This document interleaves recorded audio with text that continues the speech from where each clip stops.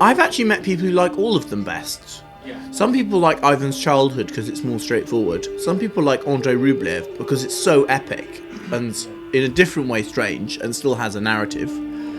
Some people like Solaris because it's the most sci-fi. And they like the romantic. Some people like The Mirror because it is like the most, in a way, magical. It's the one which is synonymous with his boundary breaking and innovation as a film, as a pure like filmmaker. And it's personal as well, and I think that's got an attraction. But it has some amazing magical imagery in it. This one is like the archetypical one that, in a way, most sums up the tropes. And I have met quite a lot of people think Nostalgia is the best. And some people think that Sacrifice is the best. I haven't watched Sacrifice yet. Oh, okay, we'll get onto it. Stalker is another, so it's another science fiction film, and it's a kind of cousin to Solaris in the original source material, in that, again, it's a story featuring slightly unknowable aliens, or the slightly unknowable alien mind. It's based on a novel called Roadside Picnic by the brothers Arkady and Boris Strugatsky. Short stories. Is it a novel? It's not. If it's a novel, it's not a long one. It's a novel. Yeah, I have read it. They're some of the most famous, like Soviet science fiction writers of the era. He'd been looking at doing like various of their stories, and eventually settled on this one at their suggestion. He was previously going to do a different story called Dead Mountaineers Hotel. There's some sort of strange ones. I could describe another of theirs, which is called Definitely Maybe.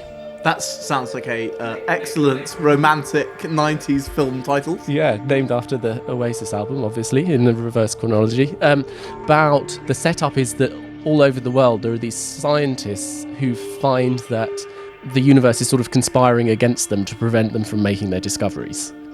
So they're on the point of making some kind of Einsteinian-like breakthrough with the pencil and a piece of paper. Things are coming together. This paradigm shift is about to happen, and then, someone will suddenly arrive with like a delivery, or some friend from out of town of their girlfriend will come in, and before they know it, they'll have drunk a lot of alcohol and be involved in some kind of seductive situation. And essentially, it's the conceit is that the universe is literally kind of conspiring.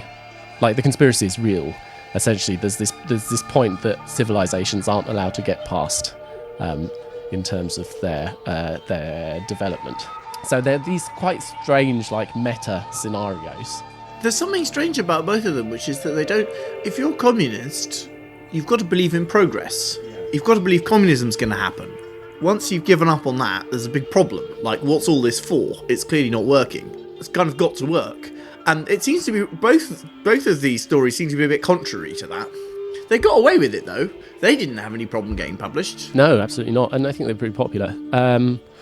So the setup in Roadside Picnic is that, well, there's this zone.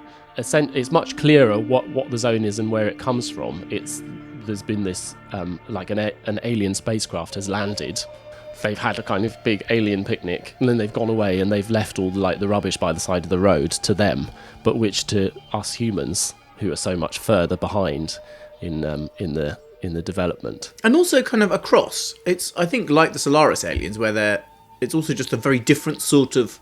Yeah, they're very different, and they're also operating in totally different kind of plane. They're on a different plane. So all of their rubbish sort of become these miraculous objects, and also them having touched the ground sort of like changes the laws of physics and things around.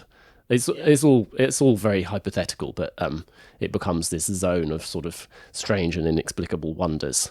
That's the setup that Stalker started off being. In the middle of the zone, there's a room where wishes come true. Yeah.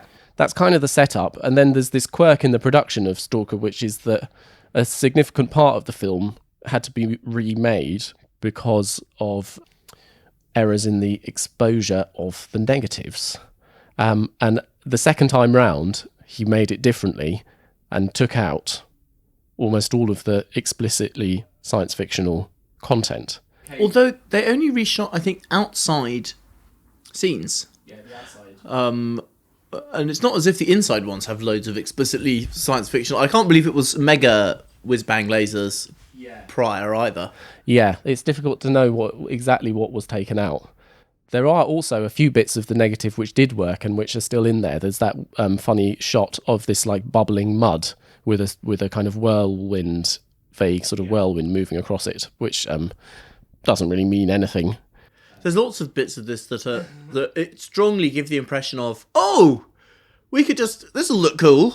I mean, the zone is demarcated as this sort of place outside of normal reality by the switch from this strange, like intense sepia black and white to colour. And it's also marked by, like, within the zone, it seems like there's also this suspension of narrative logic in a way. Like, things, you don't really have any sense of how long anything is taking. What they're doing seems kind of to be aimless and seems to proceed according to a logic which doesn't really have any. It reminds me a lot. There's just three men on the screen nearly all the time, and they act like very serious children doing a deadly serious imaginary game, but where no one's quite worked out the rules. Like, the rules are totally serious. They're all into following them.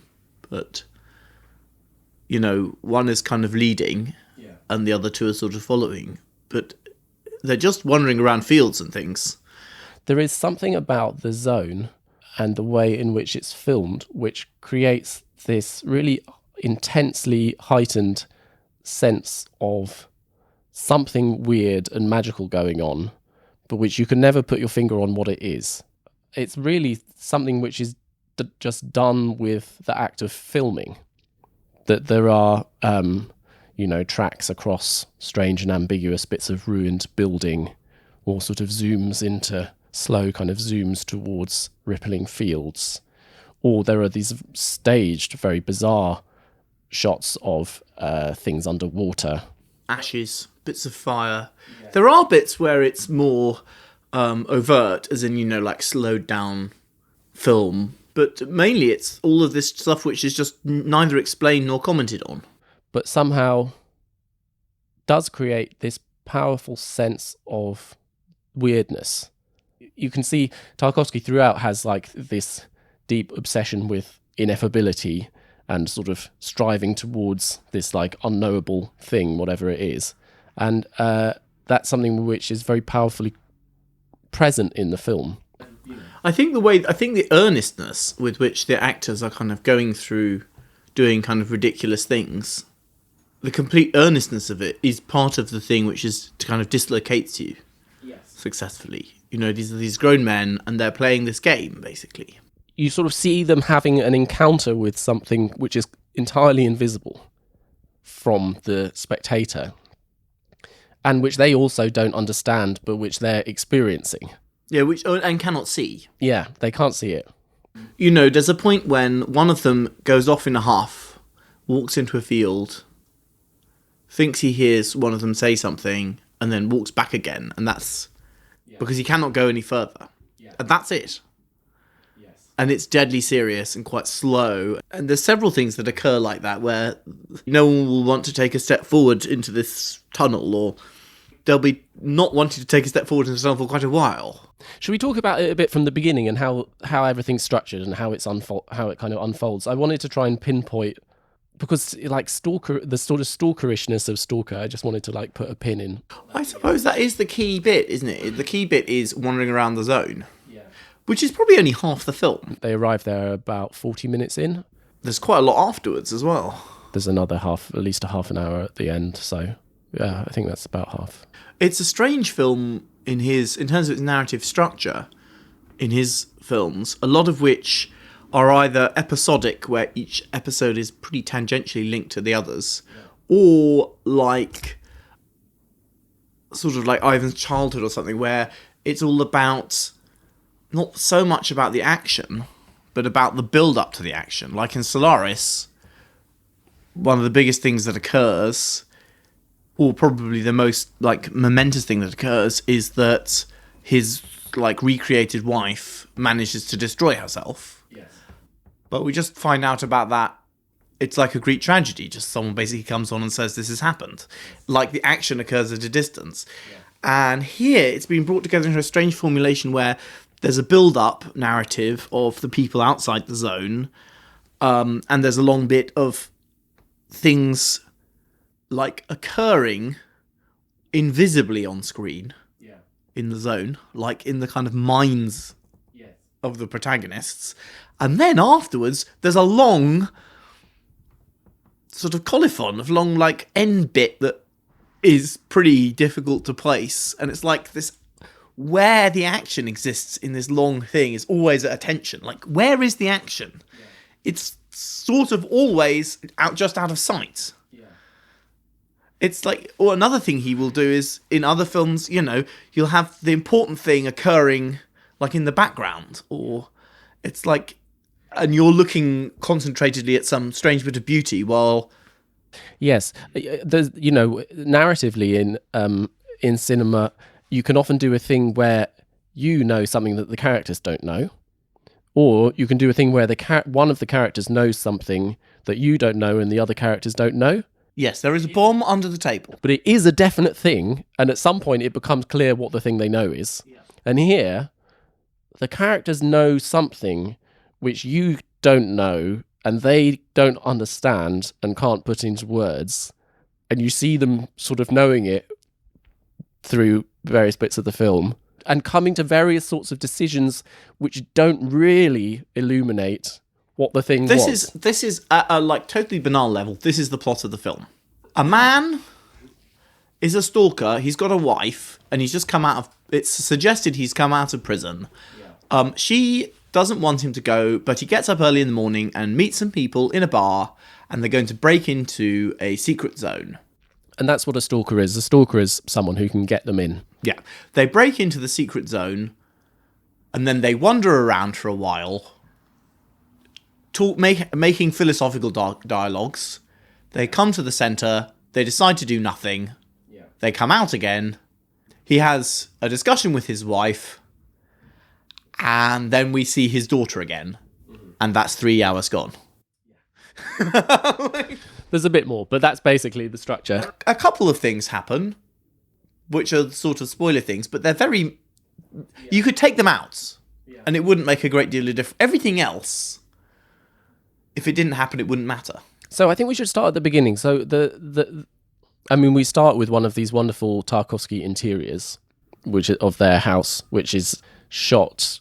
It's sort of black and white, but it's like a sepia black and white. It starts with about 5 minutes of nothing occurring in the bar. Yeah, with just the titles going over the top. Like there's a man in a dreary bar, and he's sitting, and there's a barman. Eventually he gets a beer. And eventually he gets a drink. It goes on for 5 minutes. Very Soviet experience. Yeah. Yes. The experience of going to going to a restaurant in the Soviet Union, I think have had described to me, is that you'd go and there'd be a big menu, and you could point at individual things and they say, oh no, that's off. But actually all of them would be. In my Traveller's Guide to Albania, the communist one, it has the restaurant menu and opening times for every restaurant, because they're all the same. Every restaurant in the country. It wasn't actually like that in real life. It's the very memorable, like I think the second scene where you meet the stalker, and it starts with this, the camera kind of tracks down the corridor leading into his bedroom. Yeah. And it's one of these compositions which he gets very into around this time, and which then reappear an awful lot, which are like the camera is perpendicular to the wall of a room, and there are windows which you are at the left or right. Well, either windows or doors are like at the left or right of the frame, not showing a great deal, or out of shot but admitting light. And so it's this very like classical feeling composition. It's like a Poussin painting or something. It's like very, very flat. Or even like Hammershoy. I mean, it's even a bit flatter than that. It's like, but it has that light, that kind of Hammershoy light, or there's a lot of like indirect light coming through the windows and then creating wonderful soft shadows, and then like pools of darkness. Sometimes combined with a shot that he's fond of, which is where something is seen through an opening, and it's like a ruffled mound of stuff that you can't quite work out what it is. And then it slowly, over a long, slow shot, pans in until you can work out what it is. And at some point, you can work out what it is. In this case, there's something lying on the bed, and it's 3 people. So you kind of come up to them, and then he gets up. In Jeff Dyer's book on the Stalker, he observes that he's wearing underpants and a big jumper. And is sort of thinks that this is rather an eccentric way to sleep, but I don't know. Somehow it makes sense within the universe. And then they get up and have an argument and things. But it's this. There's a particular kind of materiality. These sort of wooden floorboards which are wetly reflective, dank, extraordinarily dirty and wet walls. Yes, and so everything is kind of damp, reflective. Feel all sort of shadowy, but it's incredibly beautiful as well, the way in which it's lit, sort of luminous. And you see he does this over and over again. You get lots. Well, he only makes 2 films after this, doesn't he? And there's a literal duplicate of this scene in both of them. So he's obviously working something through. It's another sort of painting. Like there's various sorts of paintings that he endlessly recreates. He recreates a sort of Italian religious painting with a load of guys with a particular sort of haircut all standing next to each other looking forward and then through something.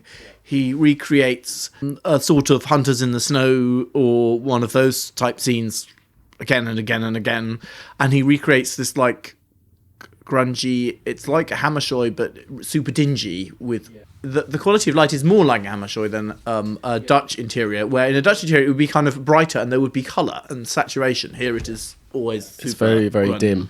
But the composition, I do come back to it's partly also because of the composition of because it's a landscape, the shape of the frame. For me, it gives it a very, very classical feeling. That there's that whole 16th and 17th century sort of genre of those historical scenes, which are extremely balanced and which often have architectural elements to kind of balance them out. And as opposed to the kind of Bruegel-esque one where it's extremely composed and balanced, but it's made of 3 trees. Well, it's a kind of dynamic balance. This is a static, super flat 1-point perspective, rectangles flat on. And the early part of the film, I think the setting is important, because I think part of what makes Stalker unique and influential is this very particular, extremely grim sort of industrial / post-industrial, dirty, broken, kind of urban / ex-urban setting, which is actually where both bits of the film are shot, but the zone in a slightly more ruralized I would say version. It's not at all urban. It's industrial landscape, in that we don't see the outside of any houses ever, or shops, or really streets. Yeah, we have I guess it's ambiguous. We have these sort of warehouse districts. It feels a bit like the old docks or something. The places that they drive through are these kind of abandoned business or warehouse or factory districts. Yeah, if you can imagine a huge brick warehouse factory, with kind of bridges interconnecting big buildings, and with low sort of barracky buildings which feel like they could be little outlying workshops or something, like the factory needed some more space and they built another few of them. Yeah. But there's no people, and there's no signs, there's no type, there's no signs, there's no markings, there's no people, there's no inhabitation, and everything is ruinous. We have 2 kind of spaces that are inhabited. One is his flat, which looks out on a power station and a road, and one is a bar, which looks out on a road and a canal and a power station as well, the same one. And you never see the outside of these things. And also all you see is the power station and the road. And there's a bit of a sort of dock where there are some... There is some boats, which is by far the nicest place. And we're in Estonia. I mean, not that the film tells you that. Actually, the film tells you that it's not that. There's a explanation at the beginning which very significantly tells you that the zone is in a small country, is included to make you as the audience, aware that, of course, it's not the Soviet Union, which everyone knows is the a Soviet big... Union. No, the reason that explanation is at the beginning is that it's in a bourgeois country and it's not in the Soviet Union. Although, obviously, actually it is. It is. This is the most Soviet thing ever. Yeah, that's there for reasons of political correctness. Yeah. There is something significant, which is that this is part of a genre, and maybe it's like the iconic work in a genre which treats industrial and post-industrial landscapes. Well, it treats those kind of environments as landscapes, and partially through the kind of repurposing of like conventional ways of looking at rural landscapes. And landscape with ruin in it is as old like Claude Lorraine painting. Big hunk of abandoned aqueduct. Someone had to, although in hindsight it seems like a very obvious connection, like someone did have to do it in order to establish this kind of like... Yes, I suppose it starts in the kind of late 18th century with like people starting to paint mills as kind of fiery, spattered places in Gothic romantic landscapes. Yeah. But Gothic landscapes are only one possible like genre of landscape. There are also all sorts of other ones. This is kind of this is like sort of fantasy landscape in places. In places, it's a kind of pastoral. It's definitely ruins like the ruins of Rome when we get into the zone. Yeah. So he meets up with his two people who are paying him to take him into the zone, who are writer and professor.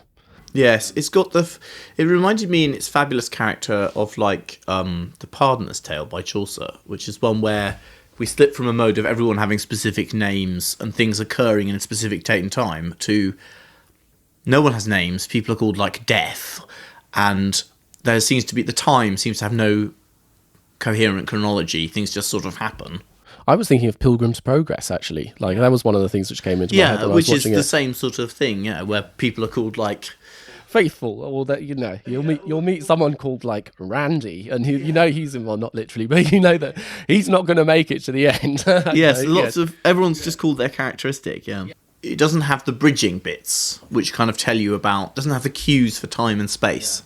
And there is early on, to get into the zone, we do actually have this is probably the last ever action scene in the Tarkovsky canon. I'm not sure they really have one after this. They have to drive around in this Jeep and sort of carry out various escapades and get around some astonishingly ineffective guards. Yeah. They're these slightly sort of Cylon-ish guys on funny little motorbikes. Did you notice they have like Andrei Tarkovsky hats? They're all just sort of driving around this warehouse district with its derelict canals. The guards seem to have like the classic vehicle is motorbike with sidecar, like high vis, stripe, and little bobble helmet. And then there's a point where they have to kind of tailgate behind this very slow moving train and zoom through a little gap. Everyone's like shooting machine guns at them as they go through at 5 miles an hour, and they're shooting machine guns at them at like 10 paces, and just like... Yeah, no, the machine guns miraculously don't hit any of them, but they do like annihilate very large amounts of industrial kind of equipment, which happens to be in the location. We spoke previously about how weird the sound is in Tarkovsky films, and the sound mix in this is particularly strange. This is the most famous one. Everything is really abstracted. Oh, well, not even when you get there. Like, one of the characters has to kind of go off and like tiptoe through a warehouse and find a truck for them to get on, and the sound of his footfalls moving through the warehouse. Maybe we can like play a little bit of it if I can. I'll get it off. But it's slightly distorted.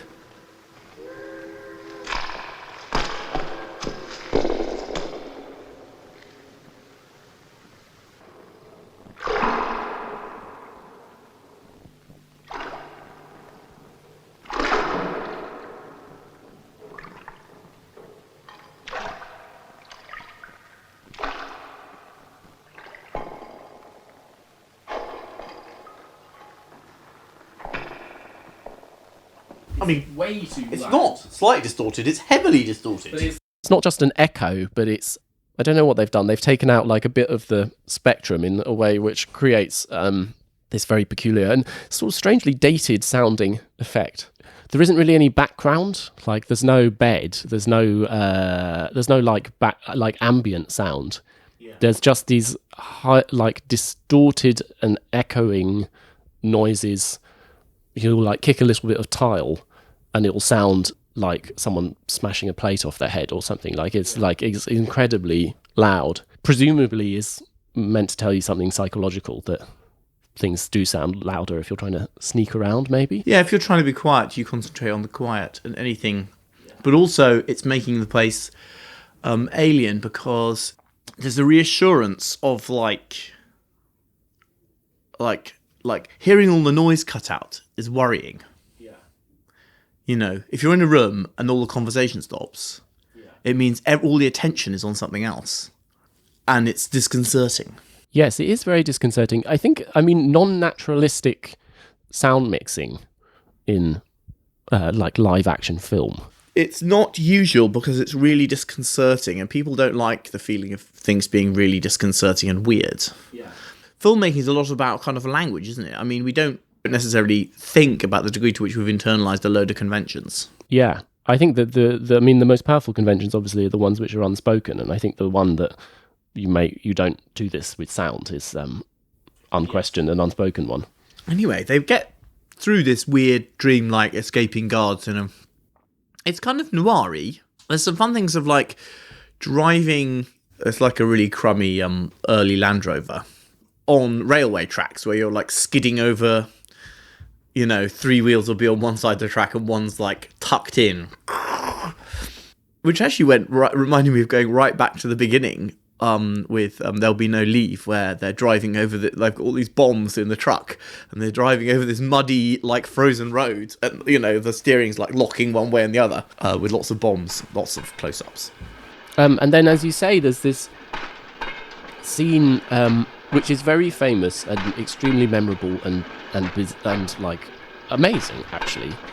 They get a little diesel-powered sort of what is it, like a truck, what do you call it, like a buggy? If you can, you know, like in comedy westerns, you've got the thing where like a man pushes up and down a lever and a little miniature train thing moves along.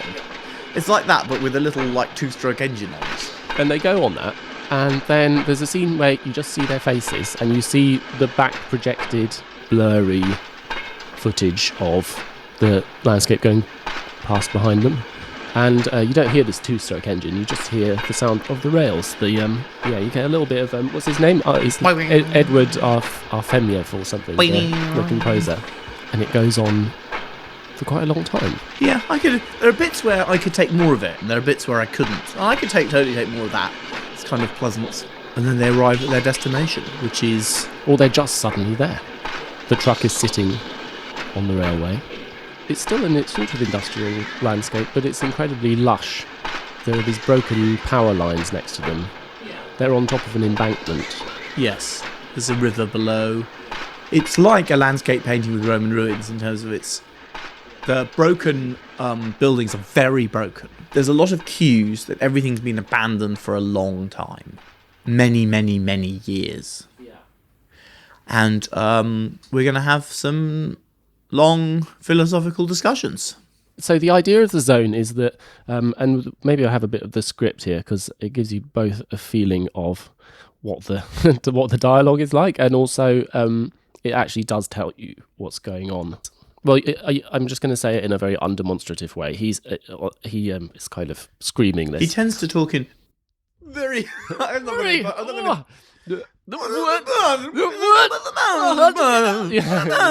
Yeah.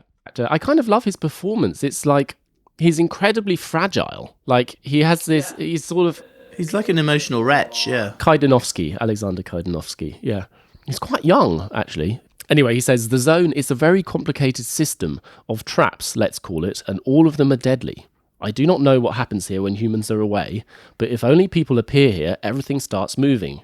Previous traps disappear, the new ones emerge. The safe places become impassable, and the way one movement is simple and easy, the other turns out to be insuperably complicated. This is the zone. It may even seem that it is capricious, but in every moment it is such as we made it ourselves with our inner state. I will not hide, it has happened, that people were forced to return empty-handed from halfway. There were also such who perished on the very doorstep of the room. Nevertheless, everything that happens here depends not on the zone, but on us. This bit, by the way, that's like a rare bit of exposition as opposed to the long discussions on like art versus science. I do not know. I'm not sure. It seems to me that it lets pass those who have no more hope left, not the bad or the good, but the unhappy. However, even the unhappiest one will perish with ease if he does not know how to behave. Anyway, yeah, that's actually from a bit later, but that's where he sort of sets out how the zone's going to work. And he has to lead them. And the key thing is that all these traps and things, they're all just like an imaginary game trap. They're completely invisible. You mustn't step on the cracks in the road. So he has these like nuts with a bit of bandage on, which they throw. Yeah. As in nut and bolt. Yeah. Which they throw and then follow the path of. Yes, this is really where it is like a game. It's like, we've got to follow exactly the path of where I throw this thing. Yeah. And he throws it, and then they walk into the field slowly. That's kind of what I mean about, like, all the sort of logic of narrative is basically suspended from this point on, until they get to the room eventually where there is this kind of climax. Yeah. But basically things happen, and then every so often we'll leave the characters all together and have what would be a dream scene, but which you don't really know. You know, you'll suddenly be in a track moving over in some detail, reflective water lapping over a load of like rubbish. One of the like very memorable ones is a bowl of goldfish floating in some water. Yes, the water is dirty on a sort of tiled, I can't remember if that's the bit where it's on a tiled floor, and there's like bits of detritus all around. Yeah, that's intercut with them walking around. I mean, they pass various things. Yeah. They discuss, one of them's got a bag, and he doesn't want to leave his bag. At points, one of them doesn't want to be the person to go ahead. At one point, he goes back for his bag. Another point, another person goes ahead and then comes back. They pass a load of tanks and military vehicles. Yeah. I think in the original film he got 6 tanks. In this one he only had 3 tanks and some other vehicles because he didn't have the money for the tanks again. Like you do a couple of times see some sort of withered skeletons. Yeah. And like the tanks have got dead people in them. Yeah, and there's also a bit where there's some in a tunnel towards the end. They look down and there are these two. This is one of the like scenes where there's some indeterminate thing through a doorway, and it very slowly pans in, and it's some skeletons. And they walk around a lot. They walk through a watery tunnel. They walk into another tunnel which is dark and water's coming through apertures in the roof. That's a big long scene. Yeah. They walk through a lot of fields around bits of broken wall, all the while talking about doubts. Yeah. The writer thinks writing is nonsense and that he's very in a sort of state of anguish, like the people will read his works without him, or he thought that he would do good and he's not doing good with his writing, and he's looking for inspiration, and no, he's not looking for inspiration, and the scientist thinks he's a fraud, and the writer thinks that science is a fraud, and that the scientist is just motivated by vanity. They're very long speeches. Yes, the speeches are extremely boring. In a way, the boringness of the speeches is part of the pacing. Like, they're boring in a way where you don't take away anything from them. Well, some people have told me that they're interested in these speeches, but for me they are just interminably boring and uninsightful. But in a way, the boringness of them extends time even more as you're like listening to this incredibly boring discussion that you can't be involved in at all, and it sort of makes the space bigger. There is a sense in which the thing of having to like endure the speeches is part of the experience, which makes, when it then lapses into some wordless and kind of exquisite piece of like pure visual, you'll suddenly be in some kind of dream moment with it, like looking at a foaming river, or it kind of makes you earn them. Like when they come out of one tunnel, there's a bit when it just pans over like this fire with its cinders burning over water, and then eventually you see the other person's there. Or there's a bit when the noise breaks and that they take their like rest. They're all like lying down in the bottom of this canal on bits of mud in the water for some reason, completely unexplained. But it's the sort of quietness of watching them like cozy up in this fetid bit of swamp. And there is a scene, you sort of don't really notice it because it's so long, but there is like a kind of impossible take in which it starts off on the Stalker and then it slowly goes across the water, and you sort of see various things on the way, kind of hidden under the water, the kind of reflectiveness. It sort of moves across lots of different things. There's always syringes, a gun, maybe a painting or engraving. There's a few of those. It starts off with him like lying down asleep, and then it reaches him lying down, waking up somewhere else. Yeah.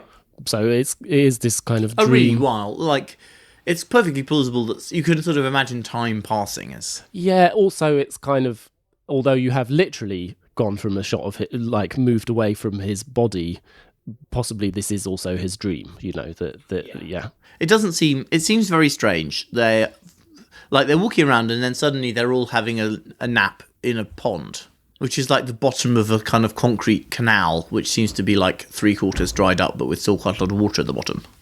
It's very beautiful, by the way. I did lots of screenshots, I was saying earlier off mic, and you often capture like a bit of a screenshot of the film and then also a bit of strange dialogue, and they look like these... because they're such strong images, all of them, they look like these very strange versions of those motivational posters. Motivational posters for nihilists. So you've got like man lying face down on some moss in the middle of a pond. You have a bad reputation at your institute, full stop. Man lying down on his back in close-up on some moss. I'm fine as I am.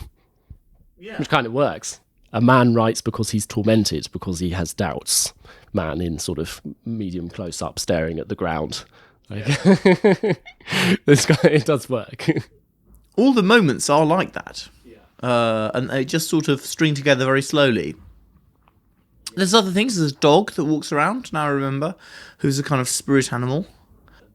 Yeah, Tarkovsky kind of switches about 40% of the way through his career from horses to dogs.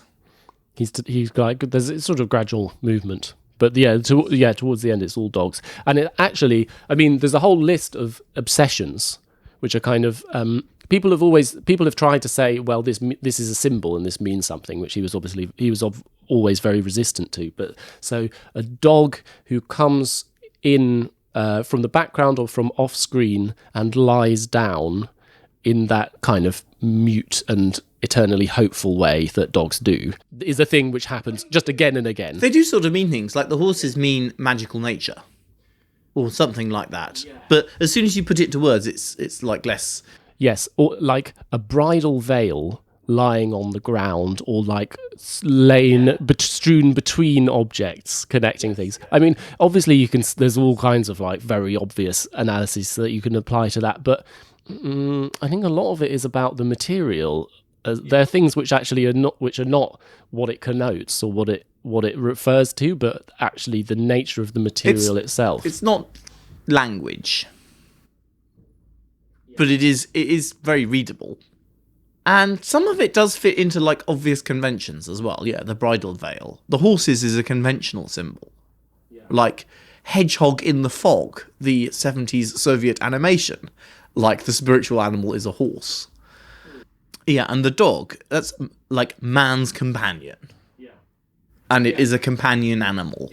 And it's a companion animal of the hearth sort of thing, but also the hunter. But there is also a thing about dogs which is like a dog also never knows despair. There is something eternally hopeful about a dog. Yeah. A dog always thinks someone will turn up, and they can be terribly like traumatized or brutalized, but somehow they will never have something analogous to like human despair. And I think that and the way that they kind of come in and they sit down and they like lie down and they are waiting and watching, and they don't have anywhere to go at the moment, but they're kind of ready for the next thing that's going to happen, which actually never does happen on screen, but like is implied. Well, because hope actually is an idea, to the extent that actually not all these discussions are pointless, and there is some kind of understandable conflict expressed in the conversation between the characters. It definitely has, like, it's definitely developing meaning. It's an argument between... There's three characters in this one, and there's a kind of rehash of things he's done before. One is a writer who is worried about the value or meaning of his art, yeah.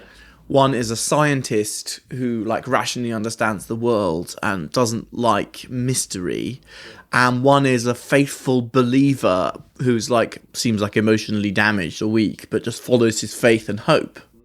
He has a particular theory of In a sort of dialectic. Yeah, try it. There's a conflict where the scientist wants to blow up the room. He's got a bomb, and they have a little scuffle, and the stalker kind of expresses what's wrong with that, which is that the room is something which offers hope to the despairing and the kind of most wretched, and so it's expressive of this kind of like grace or providence towards those who've lost it, who have nothing else. And then the wife, she has this strange like soliloquy to camera where she sort of talks about her life, and she says, well, I know it looks pretty bad, but actually I wouldn't have it any other way. And her rationalization is that if it had been any other way, then they wouldn't have had any hope, which is kind of peculiar formulation. Let me see if I can get the speech itself, because it doesn't immediately make any sense, but maybe we can try and figure out what's going on. I knew myself all this, both that he is a condemned man, this is her husband, and that he's a perpetual jailbird. I knew that there would be a lot of grief, but sorrowful happiness is better than a grey and sad life. Perhaps I invented that afterwards, and then he simply came up to me and said, come with me, and I went. And I never ever regretted that. Never. And there has been a lot of grief, but I have never regretted it, and I've never envied anybody. It's just such a fate, such a life. If there was no grief in our life, it would not have been better, it would have been worse, because then there wouldn't have been any hope. I mean, at one level I find it immensely trying, because her role in this is... He's like really nasty to her at the beginning, and just like she's like, don't go away, you're going to go to prison. Yeah. I've got kids. We've got a disabled child. You're going to go into prison just because you want to. Yeah. Why don't you just stay here and get a job? Yeah. But he's like, no. The world is a prison. To me, the world is a prison. My emotions. I've got to do my thing. Screw you and the kid. And then she comes back and she's like, "Oh, I wouldn't have it any other way." Yeah, but her role in the film, her role in the film is, I think, as close as possible to say the thing which the director really believes. Like, she is editorializing at the end of this, or she's kind of giving, she's like sort of summing up and saying what the real moral of this is. And I think it's very strange, and I find it quite hard to understand what he's trying to say. I'm really trying to understand it because I think this is the thing which I find most difficult and, kind of repellent about Tarkovsky's kind of thinking. I find whenever I get in touch with his ethics, the ethics that he's promoting are completely wrong. They're wrong. It's like the most important thing is to wallow in your anguish about your art at the expense of being nice to people. It's like the best thing to be is that's for the protagonists of things. Yeah. But for people like her, it's to appreciate that, kind of like to soak up the difficulties. It's to like soak up the difficulties of dealing with that. No, I don't think that's quite right. I think her suffering also matters, and that her suffering and her nobility in enduring it, and her like endless doomed hope for the future, is sort of ennobling and elevates her and her life. It's not just that she has to facilitate the other stuff that's going on. Actually, she has to suffer this kind of endless martyrdom, and she loves it. Yeah, absolutely.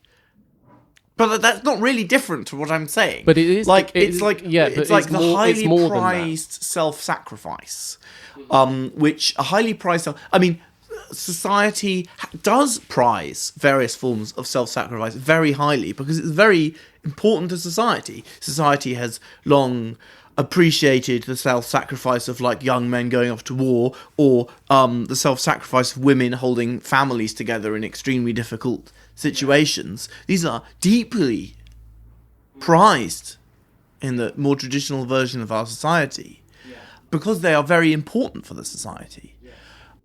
But this is more than that. This is about being a Christian martyr, isn't it? Of a sort. Perhaps with the promise of heaven stripped out. It's not that she's trying to achieve anything. No, it's which the Christian martyrs often would be. There's nothing behind it. Yeah. It's just the beauty of faithful suffering. Yeah. It's like that reduced to this pure ethic. I used to be quite depressed quite a lot. Or other people I've noticed them too, and they'll really like getting into the depression. It's extremely comforting, the states of anguish and claustrophobia and suffering. It's extremely comforting, familiar, and safe. Hello, darkness, my old friend. Yeah. Yeah. And this is a terrible state of mind and an appalling ethic to inculcate, to give that a magical edge. There, I think it's revolting. So do I, actually. Yeah, that's the thing. I think his emotional understanding is really backwards. Yeah. I think it genuinely is. I think he's extremely good at creating image. He's extremely good at making films, both getting them made and making a series of interesting, both visual, pacing. He understands the medium, and I think he doesn't have a great insight into the human soul or emotions or makes life good, and was probably personally pretty impossible to be with. Yeah, I can imagine that.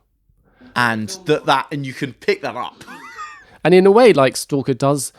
There is a story, but it does kind of unveil itself as this series of sequences whose connection is a kind of a visual, wordless one. I think in the script, probably it would have been even more clear that he was trying to achieve something that starts off kind of like a philosophical novel, like Candide or something. This argument, instead of between optimism, and it's an argument between these sort of visions of art, the thinking man, and faith, and the role of musing on truth through faith, research and other things. But what gives it life is that is actually that which could be a kind of drier thing is it's coloured and vivified with this imagery and pacing and stuff. Because I'm not sure I'd be really into that philosophical novel. No, it would be boring. It would be both boring and sort of wrong as well. Not that we have a problem with boring and wrong books. We tackle them all the time. There's often something to be gotten out of it. We're doing a service to humanity, but yeah, then you'll encounter storm drain full of darkly reflective water, a strange little island in it, a man in a leather jacket lying down on it, kind of curled, kind of curiously fetal, filmed very slowly, possibly in slight slow-mo, a dog approaching from behind, and it's just magic. Yeah. It's just magic.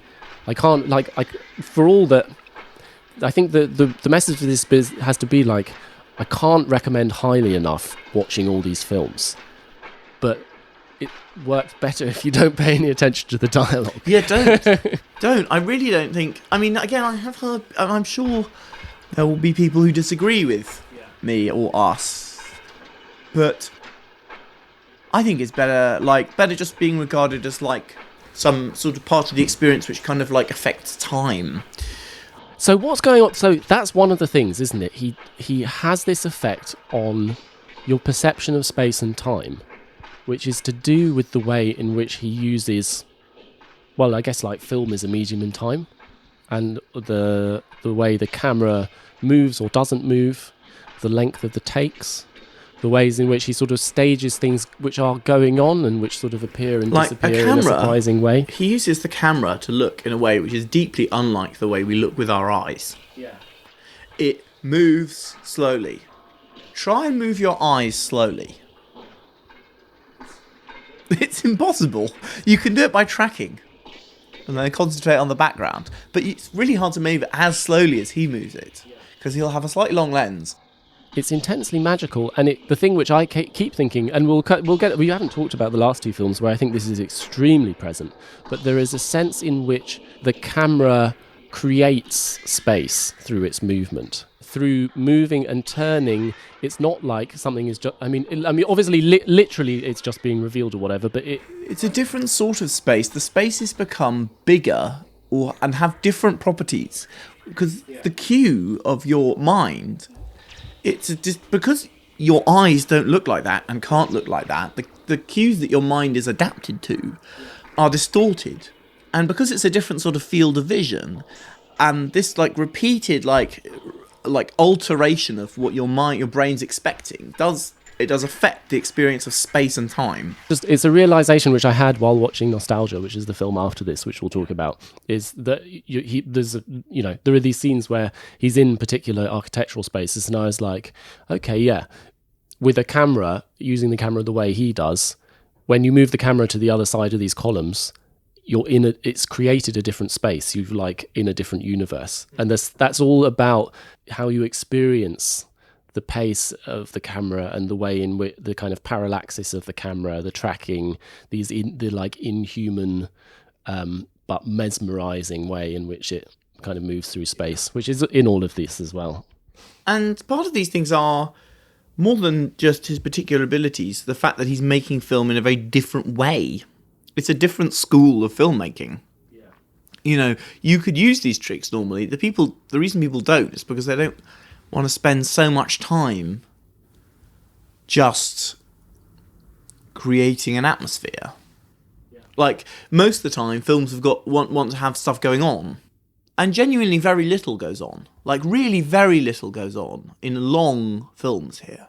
There are other kind of art in inverted commas films that I've watched which have been much less good, where it really is like nothing happening, someone carrying someone around or like two people following each other for hours and hours, and they feel like there's a lot less. It is magic. Yeah, there's a bit when they arrive in the zone, he just sort of wanders off on his own. He's filmed from above, moving through this tall grass and this flowers, actually quite like normal. It's just sort of normal, like overgrown, like, field border type thing. And he goes and he like lies down and sort of spreads out in the zone.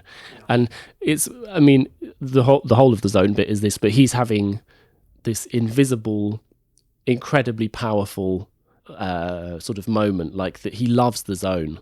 The zone does something for him which he can't live without, which he can't explain, which is not shown anywhere, it's just shown with the way in which he responds to it. He has one emotional register almost as well. So you're taking a whole load of ways out there. The inner lives of the characters I find very difficult because they're so unconvincing.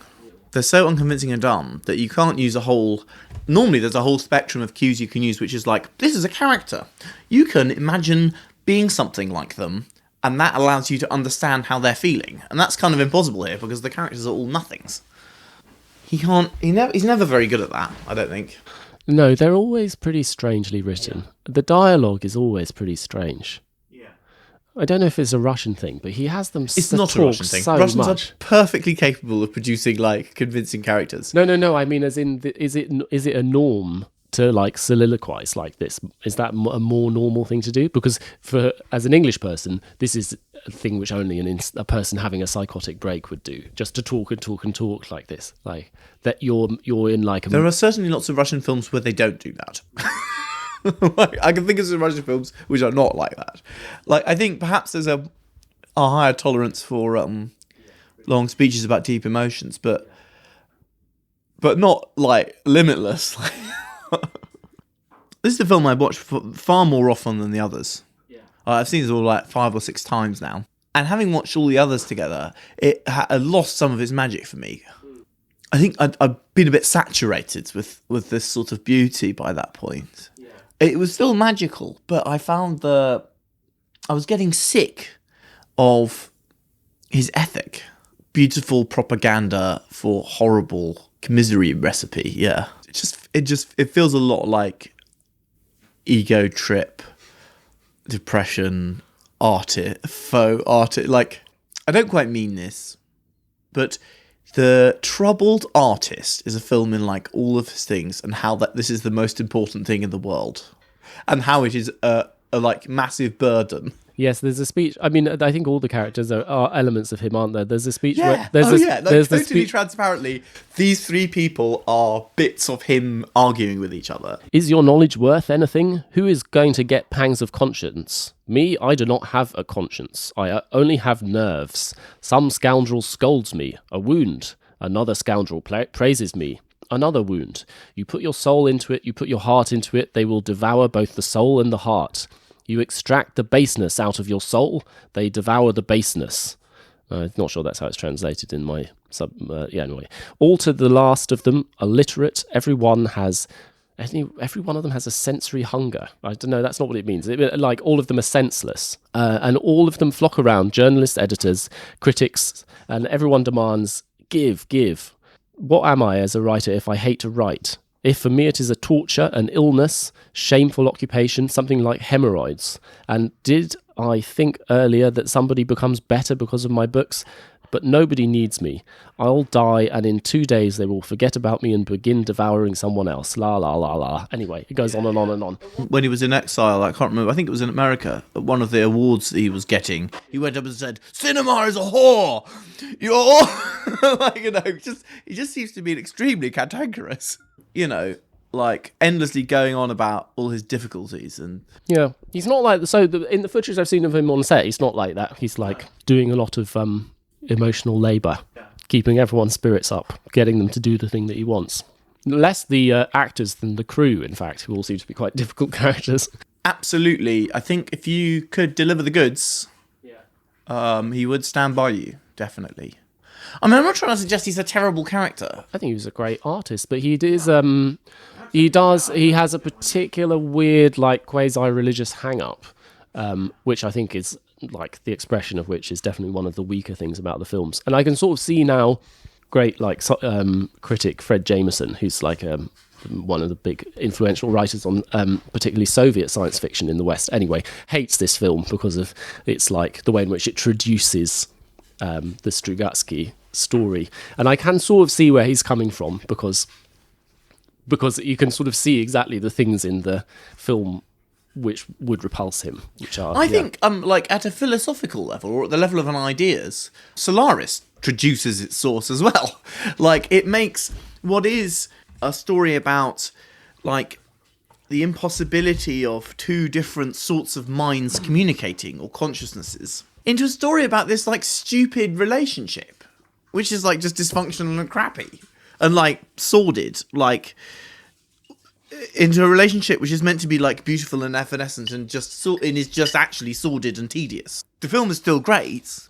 I've spoken too harshly about that. I don't mean it to come across as extreme as I've said. He's not as good at communicating, like, intelligent ideas or thoughts. Yeah.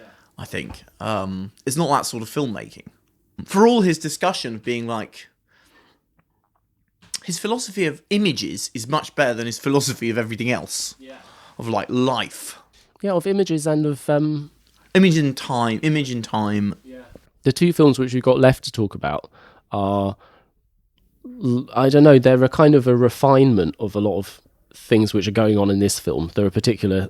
they're sort of shots, like, shot for shot, there are things which appear for the first time here and then are kind of developed and refined. He's been doing that all the way through. There's lots of, like, very literal carry-throughs from his films in shots, and there's a weird thing which I don't quite know the meaning of, which is at 3 points in the film a very loud train is heard, along with the sound of a scratchy tune playing on a gramophone. And the first time it's the Marseillaise, and the second time it's Ravel's Bolero. And the third time, it's Ode to Joy. Ode to Joy, yeah, Ode to Joy, which actually, this isn't even the only time that we have Ode to Joy in a Tarkovsky film. We got it in Nostalgia as well. There's a whole load of stuff which is just, like, brought up and then never dealt with.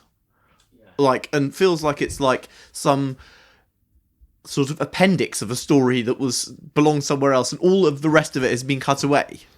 I mean, Ode to Joy is sort of... it's used in films for lots of things, but but this is, like, the context of this. I'm going to reveal a spoiler about the end, but the spoiler at the end has no connection to the film at all. It's just the last thing that happens, which is that we suddenly see his daughter, Ode to Joy plays, and then she telekinetically moves around some glasses on a table in the only example of like magic in the film for no reason. Well, she's the Stalker's child, yeah. She's because he's Jesus. Or yeah, whatever. she's she's physically like crippled, but she has this magic mental powers. There is something I should mention. In case you think we're being excessive on the Christian front. I mean, there's like several biblical quotes. There's like the guy comes out with a crown of thorns. You know, like they're lying in the mud, and he's quoting like the letters of Paul or whatever. Yeah. Oh, which bit is it? It's the bit where Jesus keeps appearing and they don't recognise him, whatever that's in. That's in Luke, but he also quotes Paul's letters. I think it's Luke. Like Ode to Joy is kind of the theme tune of the Enlightenment. Like that's what it stands for in, and when it comes up in films a lot. And I think that's why Tarkovsky, because Tarkovsky I think is like... But why the hell is the Marseillaise at the beginning? Why, that's it. So the Ode to Joy is easy. Ode to Joy is kind of like, well, here's the sort of critique of quote unquote progress or whatever, which, I mean, in Nostalgia when it happens, it's sort of very obvious that sort of kind of progress and like ideology are being satirized. I guess the Marseillaise is like pure, it's like the theme tune of like the modern nation state or something, isn't it? But also like fits into the 1812, right? But what about Ravel's Bolero? What does Ravel's Bolero mean? And it is like literally what this is there's a big train, and with the sound of the train, inexplicably music is playing, and then the train goes away. And that's just... I think the idea is that the train goes around playing music. Do you think? Maybe it's like a music train. I mean, yeah, but like, but that just begs a whole set more questions, doesn't it? Like, that's not really the answer. It's the sound of a man's mind falling apart, like, as well. It's there's lots of things that make no sense, that are just sort of additions. It's a bit like if the Fall wrote a, like, orchestral... Yeah, repetition. The three R's. There are bits that are just extremely strange choices. Like, some of these are... This one and Andrei Rublev are two-parters. Yeah. So theoretically, you see them in two chunks. This one ends in, like... End of the first chunk is, like, he walks out of a field, and that's the end. It's not really meant to be a two-parter. He had to make it into a two-parter to secure additional funding after the... Yeah. The end of the first part of Andrei Rublev is... Andrei Rublev has asked one of his assistants to read from the Bible, and he reads the section... in one of St. Paul's letters on why women should cover their hair. But, like, the whole thing, like, for 5 minutes. And then cut. It's a funny choice of a conclusion. Even in that last scene, I think we'll stop in a second, but, like, even that last scene that you mentioned with the girl telekinetically moving these glasses around, it's full of this very low... beautiful kind of winter, looks like winter sunlight, and mysteriously the room is also completely full of these floating seeds which are everywhere and which are coating everything, and so it is this moment of like, it's incredibly beautiful. It's an incredibly beautiful shot again. Is it before or after she's been carried on his shoulders? This beautiful shot of her being carried on his shoulders, which is framed quite close in, so it starts off as just her for quite a long bit, and you just see her moving along in that sort of that kind of funny up and down way of that you are when you're sitting on someone's shoulders, and then gradually kind of pulls back, and you see them making their way through this muddy landscape with the power station off in the distance and the kind of steam going up into the sky. And that one is sort of a bit oversaturated or something. It's got like he does some very strange things. The colour like balance will change through a shot. Yeah. Like it will like cool or like key green or like he's done a lot of work playing around with the colour. That's what his cinematographers do for him. Like one of the big things is doing these quite extreme things with colour balance. Must have been a real ball ache back in the age of like you've got one take. To like gradient the colour, you might just like I don't know how they do it, but yeah, there's a nice bit towards the end of his life. People did film quite a lot of him filming.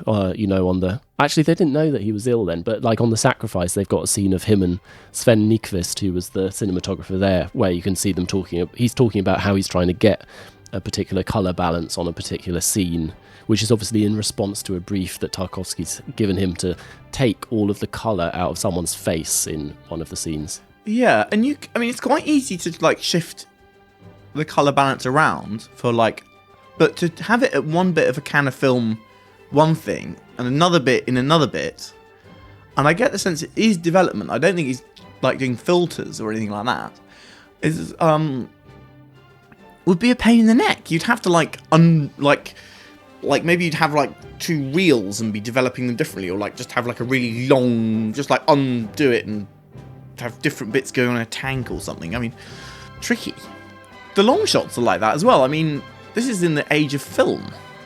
You can only do a shot for so long, a few minutes. Yeah, I mean, it's not like now when it's pretty easy.